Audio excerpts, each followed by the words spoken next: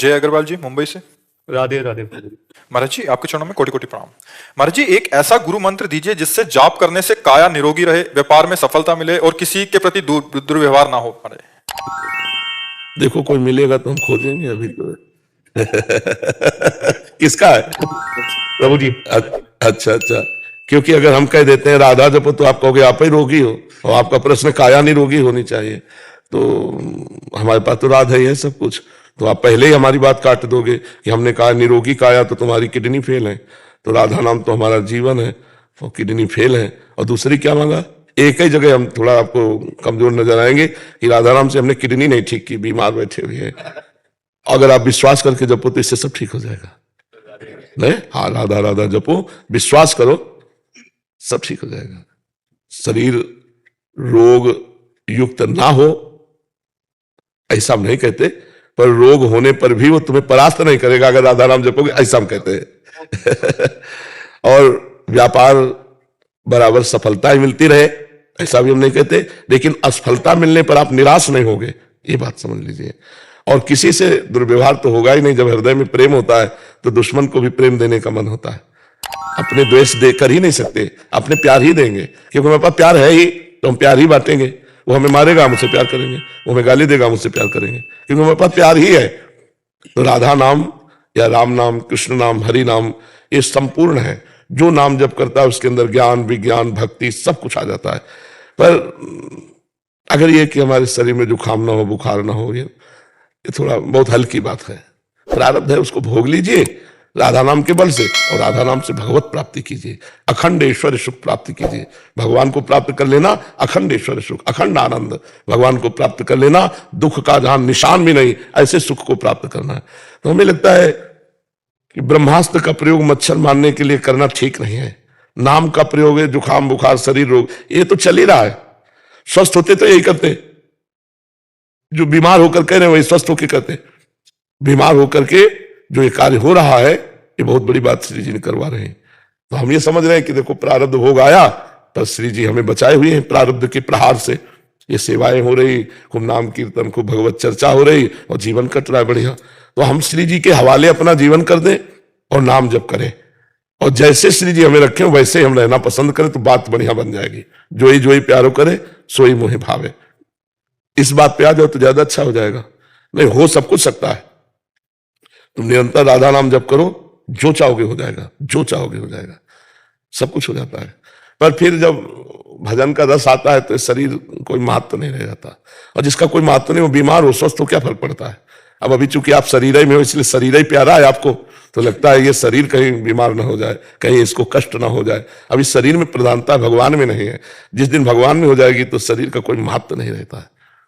भजन करो तो धीरे धीरे ऐसा समझ में। अगर हम चाहेंगे तो रोग भी ठीक हो सकता है। हाँ बिल्कुल, नहीं क्यों नहीं ठीक हो जाएंगे। भगवान देखो, रोग पाप का फल होता है, और हमने भजन के द्वारा पाप को नष्ट कर दिया तो रोग खत्म हो जाएगा। पाप ही का तो फल है रोग।